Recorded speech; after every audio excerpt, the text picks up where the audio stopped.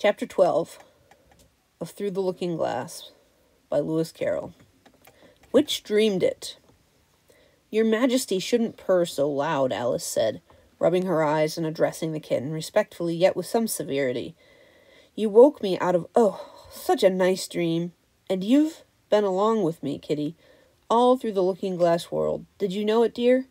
So as I'm reading this, I'm trying to make sense out of, is this Alice has woken up and she's back in kind of her real life? And then it turned out the whole Looking Glass thing was kind of a dream? Or is she still talking to the kitty like he's in the Looking Glass world with her? Based on her last sentence, you've been with me all along, Kitty, all through the Looking Glass world. I'm thinking she's awake, but I don't know. So let's read some more. It is a very inconvenient habit of kittens. Alice once made the remark that whatever you say to them, they always purr. If they would only purr for yes and meow for no, or any rule of that sort, she had said, so that one could keep up with a conversation. But how can you talk with a person if they always say the same thing? On this occasion, the kitten only purred, and it was impossible to guess whether she meant yes or no. So Alice hunted among the chessmen on the table till she had found the Red Queen. Then she went down on her knees on the hearthrug to put the kitten and the queen to look at each other. Now, Kitty, she cried, clapping her hands triumphantly, confess that this was what you turned into. So she's back in her real life world, but now she's using her imagination to try to make sense out of her dream, right? And use the kitty to help her with that. But it wouldn't look at it, she said. When she was explaining the thing afterwards to her sister, it turned away its head and pretended not to see it. But it looked a little ashamed of itself, so I think it must have been the Red Queen. Sit up a little more stiffly, dear, Alice cried with a merry laugh, and curtsy while you're thinking what to purr. It saves time, remember. And she caught up and gave it one little kiss, just in honor of having been a Red Queen. Snowdrop, my pet, she went on, looking over her shoulder at the white kitten, which was still patiently undergoing its toilet. When will Dinah have finished with your white majesty, I wonder? That must be the reason you were so untidy in my dream. Dinah, do you know what you're scrubbing a white... Do you know that you're scrubbing a white queen? Really, it's most disrespectful of you. And what did Dinah turn to, I wonder? She prattled on as she settled comfortably down, with one elbow on the rug and her chin in her hand to watch the kittens. Tell me, Dinah, did you turn to Humpty Dumpty? I think you did, however. You better not mention it to your friends just yet, for I'm not sure. By the way, Kitty, if only you'd been really with me in my dream, there was one thing you would have enjoyed. I had such a quantity of poetry said to me, all about fishes. Tomorrow morning you shall have a real treat. All the time you're eating your breakfast, I'll repeat The Walrus and the Carpenter to you, and then you can make believe it's oysters, dear. Now, Kitty, let's consider who it was that dreamed it all. This is a serious question, my dear, and you should not go licking your paw like that, as if Dinah hadn't washed you this morning. You see, Kitty, it must have either been me or the Red King. He was part of my dream, of course, but then I was part of his dream, too. Was it the Red King, Kitty? You were his wife, my dear, so you ought to know. Oh, Kitty, do help settle it. I'm sure your paw can wait. But the provoking kitten only began on the other paw, and pretended it hadn't even heard the question. Which do you think it was?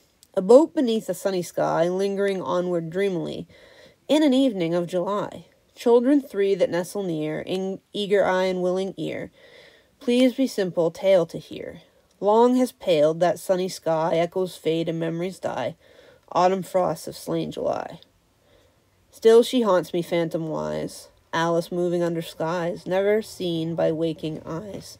Children yet the tale to hear, eager eye and willing ear, loving shall nestle near.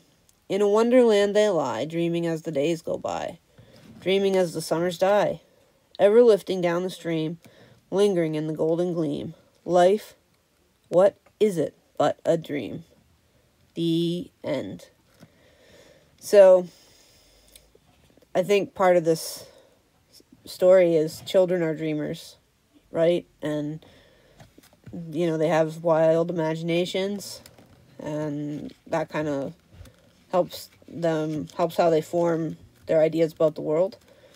And then the very last line, life is but a dream, reminds me of the fairy tale, not fairy tale, but the little rhyme, the children's rhyme, row, row, row your boat, right? So if you haven't heard that, hopefully you've heard it, but if you haven't, it's row, row, row your boat gently down the stream. Merrily, merrily, merrily, merrily, life is but a dream. So I think Alice kind of takes advantage of that here a little bit, and, you know, she recognizes either she's dreaming or she's part of somebody else's dream, but it's all kind of a big, it's all kind of a one big dream. And I think if you take this and you go back and you look at Alice in Wonderland too, it's all very imaginative, right?